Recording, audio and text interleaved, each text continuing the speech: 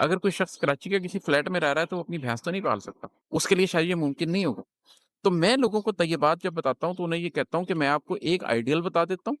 ایک پریکٹیکل بتا دیتا ہوں اور ایک وہ سٹیج بتا دیتا ہوں جو آپ کو قطعی اوائڈ کرنی چاہیے۔ آئیڈیل تو وہ ہے کہ اگر بالفرض آپ کے لیے ممکن ہے، بالفرض آپ کسی گاؤں میں رہتے ہیں، بالفرض آپ کے پاس بہت پیسے ہیں، بالفرض آپ یہ سب کچھ کر سکتے ہیں، تو آپ جگہ لیجیے 2 4 10 20 30 50 ایکڑ جگہ لیجیے، وہاں پر اپنی کلٹیویشن خود کیجیے، وہاں پر اپنے پھل خود اگائیے، وہاں پر اپنے جانور خود رکھیے، وہاں پر اپنے قربانی کے جانور خود پالیے، وہاں پر ایک بھینس رکھیے، اس کا خالص دودھ آپ خود استعمال کیجیے، مکھن خود نکالیے، پنیر خود بنائیے، ہو سکے تو اس بزنس کا آغاز کیجیے، بہت سے لوگوں نے اس طرح کے بزنس کا آغاز کیا ہے، خود بھی کھائیں، لوگوں کو بھی دیں اور طیب کو فروغ دیں، یہ ایک طریقہ ہو سکتا ہے، ٹھیک ہے؟ تازہ شہد لگوائیں، یہ سارا کچھ آہستہ آہستہ آہستہ کر سکتے ہیں۔ اگر پریکٹیکلی آپ کے لیے یہ ممکن نہیں ہے تو اس کا دوسرا طریقہ یہ ہے کہ اس کو بساط بھر کریں۔ بساط بھر کیسے کیا جاتا ہے؟ جیسے میں نے اپنا گھر شہر سے تھوڑا سا ہٹ کے بنایا، تھوڑی سی کھلی جگہ پہ بنایا، اس کے نتیجے میں نے اپنے گھر میں پھلوں کا ایک آرچرڈ لگا لیا جو شاید میں ڈیفینس میں گھر بناتا تو نہ لگا سکتا۔ اب میں اپنے گھروں میں گھر سے سپرے کے بغیر والے جتنے پھل مجھے مل سکتے ہیں میں وہ پھل حاصل کرتا ہوں۔ اسی طریقے سے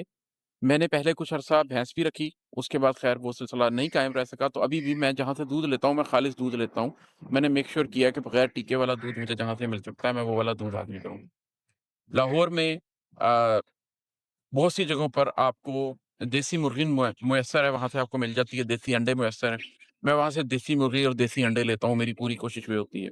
ہمارے گھر کے اندر پروسیس فوڈ بالکل بھی نہیں آتا، ہم کوشش کرتے ہیں کہ اگر بچوں نے جوس پینا ہے تو ہم گھر کے اندر پھل لا کر اس کا جوس ان کو نکال کر دے دیں۔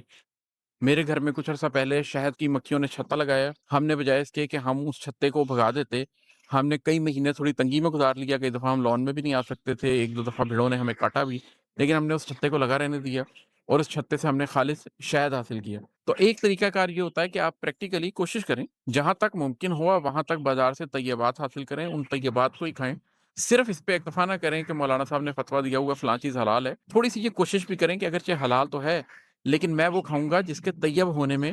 بھی مجھے کسی حد تک کمفرٹ حاصل ہو۔ اور اس کا آخری طریقہ کار یہ ہے کہ اگر آپ بالکل یہ سمجھتے ہیں کہ نہیں آپ کہیں ایسے جگہ پر رہتے ہیں جہاں پر آپ فلیٹ کلچرز میں پھنس گئے ہیں، آپ کہیں اپنے گھر میں آرچرڈ نہیں لگا سکتے ہیں، آپ کہیں پر اپنے لیے خالص شہد حاصل نہیں کر سکتے، تو پھر آپ اپنے شہر میں کم از کم کوشش کیجئے کہ آپ ایسے کچھ سورسز سے رابطہ کر لیجئے